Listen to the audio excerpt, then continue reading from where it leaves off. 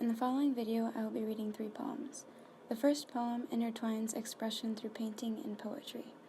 The second is a poem describing the peak of depression. I included this poem to show other ways descriptive language can stimulate vivid mental imagery and evoke strong emotional connection through art. The third is a poem I wrote when I felt lost. I chose to share this poem because it showcases the intimate relationship I share with poetry and painting, and how I use it as a tool of self-discovery and expression. Let me paint for you. Let my pen possess colors beyond imagination, yet each stanza stroke the canvas inside your mind. Let my words uncover emotions you have yet to discover. What, you ask, do I intend to find? Let me paint. Leave those worries behind. A sunrise. Peaking pastel gold shimmers over the flowing horizon. The dark coal sky is sparked with flame and scraped away as the warmth of the rising star glistens, welcoming the new day. The dusty clouds make bail from their incriminating shadows and fade into a soft floating dew. Sea breeze splashes your cheeks as your toes sink into the warm Play-Doh waters. The developing Polaroid sky slowly intensifies the colors in your caramel candy eyes. They reflect the dripping honey escaping from the bright butterscotch bowl floating up further towards the sky. Let me paint for you.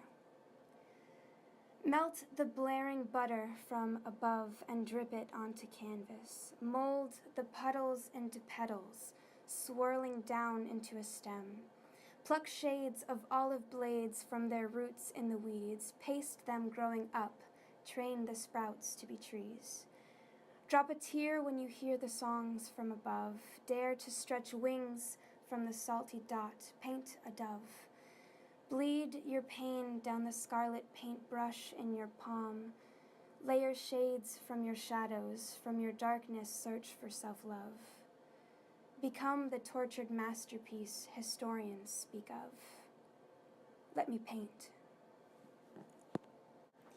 Okay, so this poem I read when I was really at the peak of my depression. I was very broken and I didn't know what to do but write, so I just started writing. It's called War. Okay.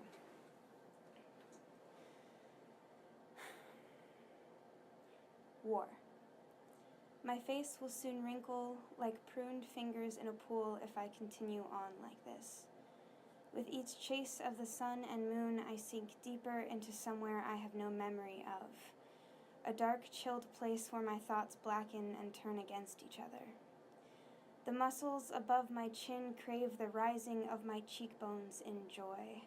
Alas, those neurons remain unemployed. Months have passed and the mirror is crying for the light in my eyes to return. My pillows demand a dry moment where they are not hit with the monsoon of my fears and past memories. The plaster in the walls that hold me tremble in fear and confusion as they have not wronged me, yet my fists meet their face when I can no longer hear my thoughts over the pounding percussionist holding band practice within my chest. I thought perhaps the salty ocean flooding the curves of my face might put out the fire that burns every cell in my body to a crisp from the inside out. Yet these rivals agreed to coexist, determined to erode their host, bonding in my demise. This next poem is called Writer's Block. I wrote it when I stopped writing for a really long time and I couldn't express myself and I just felt really lost. And that it was after my surgeries. I couldn't really focus or focus enough to write or get my words out in any way, so I just felt really trapped inside my own mind. So I just thought I would just start writing, and then this is just a compilation of me figuring it all out, and it's scattered and messy and beautiful. So, writer's block.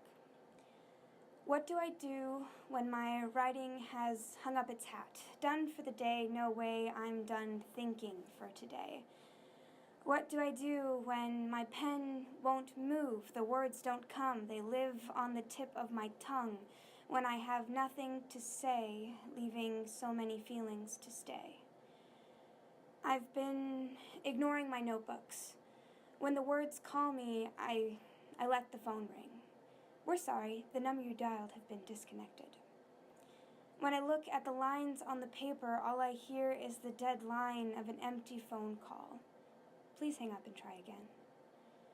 I've nothing to say about, I don't know what to say about, I can't find the words to say about the way that I'm feeling. How do I dig up the emotions I've buried deep down when the walls that I've built reach the ceiling? Just talk. Maybe the right words will find me and help with how I'm dealing. I'm a writer in a rut, a giant trapped in a tiny hut. I feel like I breathe in so much and it stays in my lungs. How do I break down the dam blocking the words from my mind to my tongue? I mixed lavender with my weed. It's an anti-inflammatory to help my knee. It helps with pain and keeps me happy. The best part after surgery was in physical therapy when a cutie of authority told me if I wanted to bend a little more, I could burn a little tree, but that's between you and me. I've been cheating on my pen with a paintbrush, expressing my passion with color on canvas rather than soulful soliloquies about when I get anxious. I've painted skin tones from dusk to dawn on the curves of bodies, pitch black hair to blondes.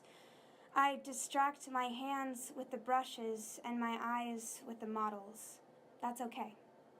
This way, I take my time with my eyes, appreciating each delicate detail, and my hands learning from my eyes, paint a story of appreciation and respect. Every quirk and scar I am able to inspect and reflect in the colors.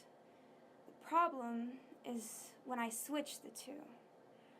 My eyes get stuck on the big picture of beauty and life, of love and lust, and my hands, blinded by the colors of the popular what-ifs, my hands search through the hearts that it might think fits into this image that only my eyes can get. My hands get lost in the curves and the hearts of the girls that I didn't mean to hurt. I need to put down the paintbrush. I need to send the women home.